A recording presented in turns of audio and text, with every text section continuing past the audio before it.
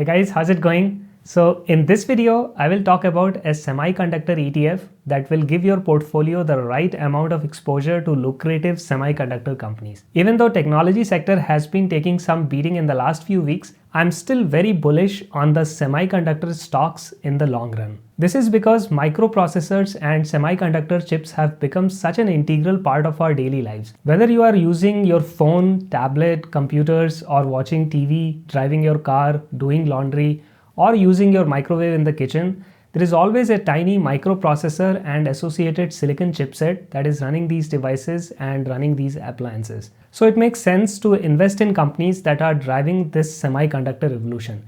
Now, nobody knows how the stock market is going to behave tomorrow or next week.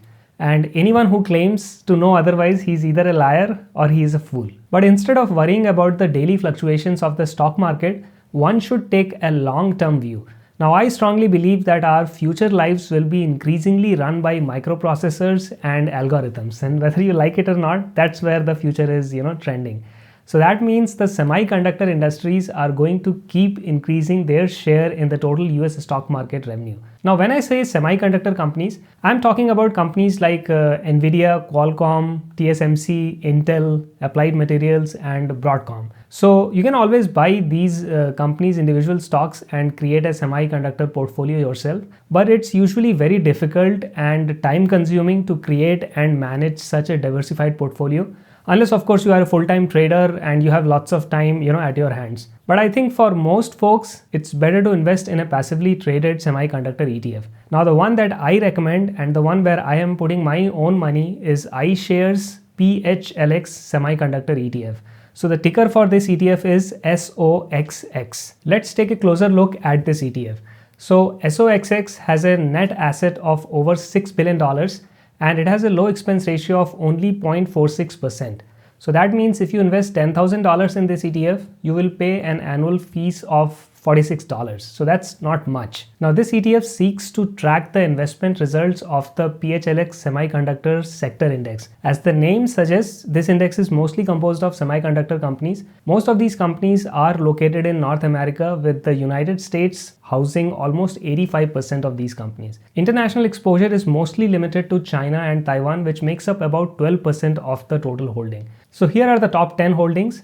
Intel, one of the largest semiconductor companies in the world, makes up about 9% of this ETF. Now the Intel stock has struggled in the last few years, largely because the company has suffered delays in ramping up their 10 nanometer and 7 nanometer chip production. But I am optimistic about the future of Intel because after over a decade, Intel now has a proven technology leader as its CEO. Under his leadership, Intel has started refocusing their attention on building the best microprocessors and have stopped chasing stupid fads like smart glasses and drones. So without these dumb distractions that past Intel CEOs were indulging in, I think Intel stock has a potential for solid growth in the future. The other prominent companies included in SOXX ETF are Nvidia, Qualcomm, TSMC, Applied Materials, Texas Instruments, and Broadcom.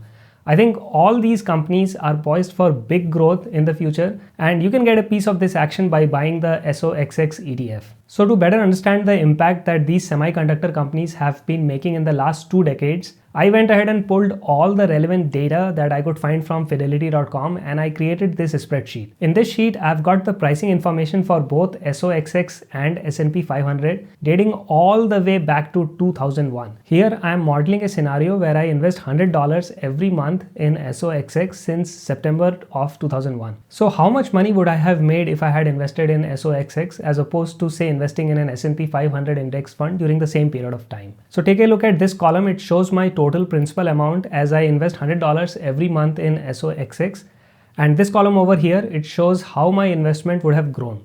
Now for reference, I did the same thing with the S&P 500 index fund over here in this column. So here is a chart showing how much my investment would have grown in SOXX ETF versus S&P 500. Had I put $100 under my pillow every month since September of 2001, I would have ended up with $23,500. Now, had I invested that money in SOXX ETF, I would have ended up with a staggering $141,372. So to put this in perspective, an S&P 500 index fund in the same time frame would have grown to only $61,700 $1,397. Now guys, keep in mind that during this long period in our hypothetical investing scenario, we would have encountered the dot-com crash, we would have encountered the post-September 11, 2001 recession, the great 208 recession, and the last year's 2020 market crash. But still, through the power of dollar cost averaging, we would have increased our investment by over 6 folds. Now the past performance, obviously it's no guarantee for future success, but because the future will be increasingly dominated by silicon chips, software and AI, I think it makes sense to invest in semiconductor industry. And in my opinion, SOXX ETF is one of the safest and most prudent way to accomplish it. Sure, you could just buy a few stocks and bet the house on these companies, but that would not be wise. You would be putting all your eggs in one basket, and that's not really a sound investment strategy. So I am putting my money where my mouth is, and I am regularly investing in SOXX ETF. So guys, what are your thoughts on the semiconductor sector? Do you think it is poised for further growth with a chance to beat the market in the next decade? Please share your thoughts in the comment section below. So that's it for today guys. Thanks for watching. Don't forget to like this video and subscribe to Technopanda Money for more content like this. Also check out my main channel Technopanda, where I review laptops and other electronic gadgets. So again guys, thanks for watching, and I will see you guys in the next one. Bye.